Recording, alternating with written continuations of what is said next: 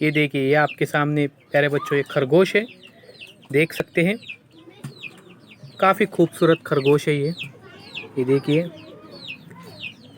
काफ़ी चुस्त नज़र आ रहे हैं। एक देख सकते हैं आप, खरगोश को देख सकते हैं, ये देखिए। और यहाँ पर एक खरगोश है, वो आराम कर रहा है।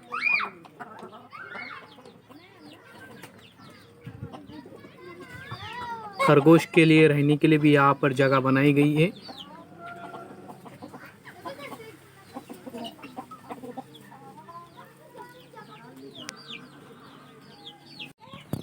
ये देखिए, ये है खरगोश, आप देख सकते हैं ये खरगोश। देखिए, खरगोश नज़र आ रहे हैं।